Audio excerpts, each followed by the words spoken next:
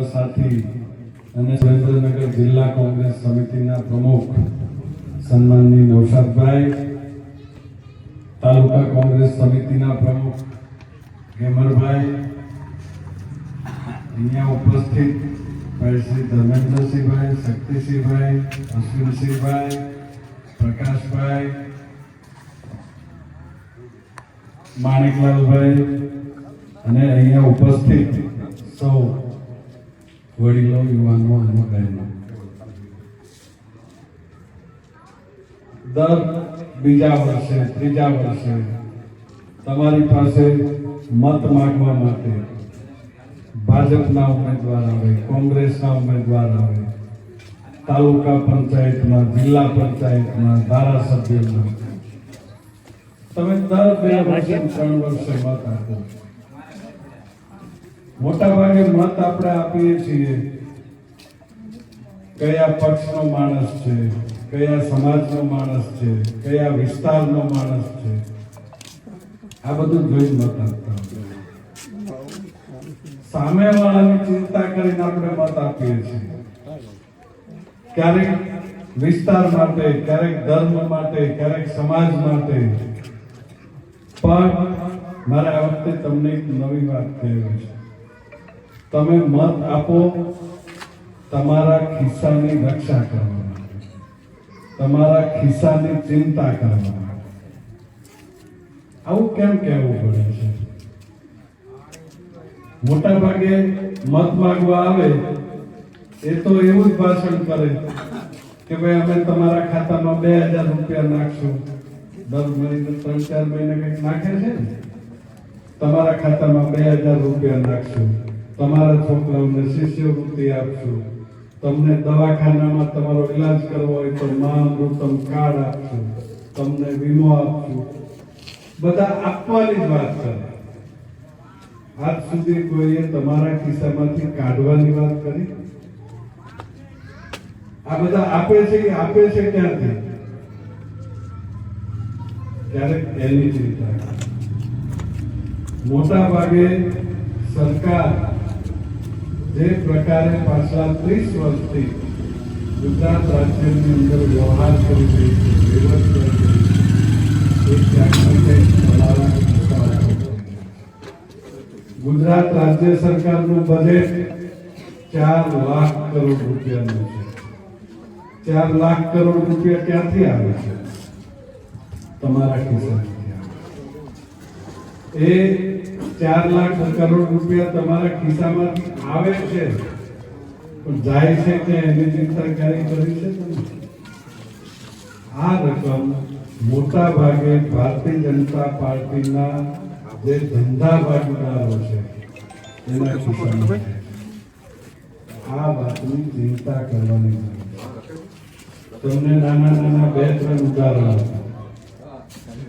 તમે ડીએપી ને યુરિયા તો વાપરો છો ને, ખેતીમાં ઉપયોગ કરો છો? ડીએપી ની થેલી કેટલાની આવે છે? 1450 ની. કેટલા કિલોની આવે? 50 ની આવતી, અત્યારે 45 ની થઈ છે, હવે 40 કિલોની થવાની છે.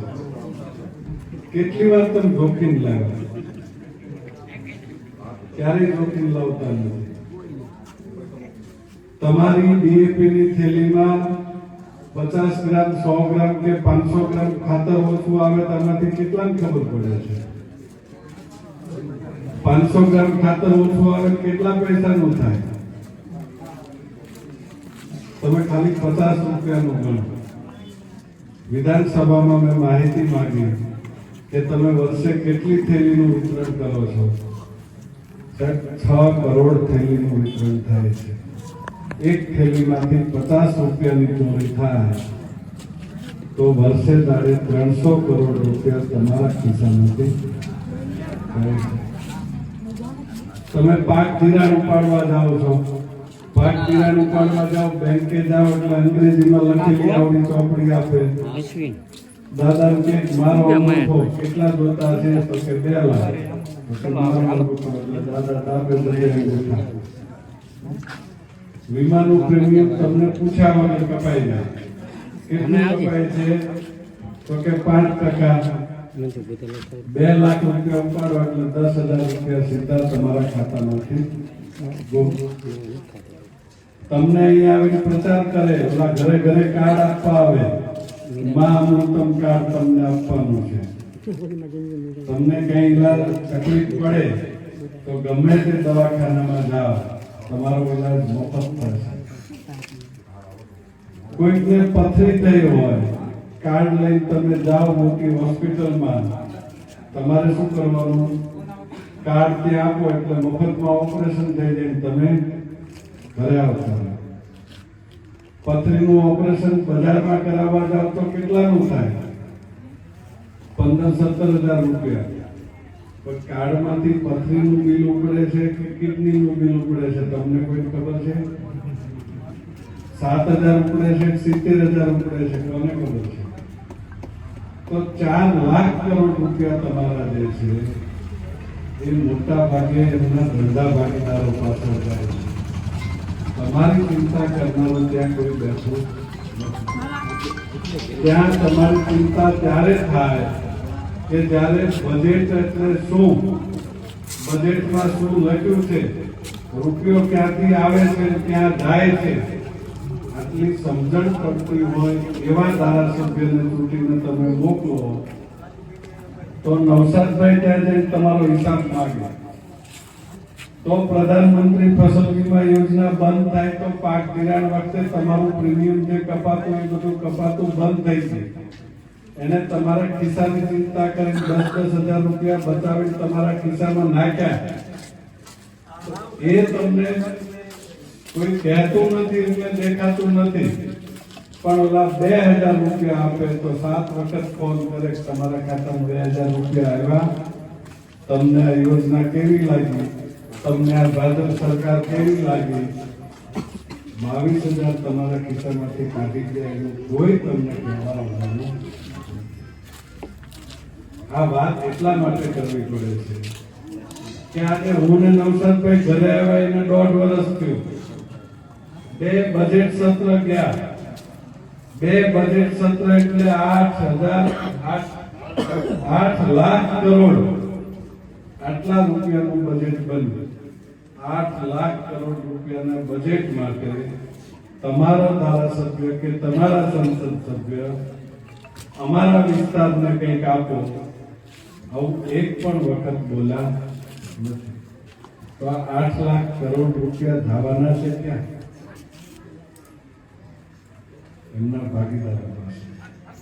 એટલે અત્યારે અમે આપને જે વિનંતી કરી રહ્યા છીએ એટલા માટે કરી રહ્યા છીએ કે આપણે આપણા વિસ્તારના, આપણા પોતાના ખિસ્સાની ચિંતા કરવા માટે થઈને પણ તમે પ્રતિનિધિ ચૂંટો તો એવો ચૂંટો કે જેને બજેટ વાંચવાની ખબર પડે, બજેટ સમજવાની ખબર પડે, એની અંદર ચર્ચા કરવાની ખબર પડે ને ભાગ માંગવાની ખબર પડે.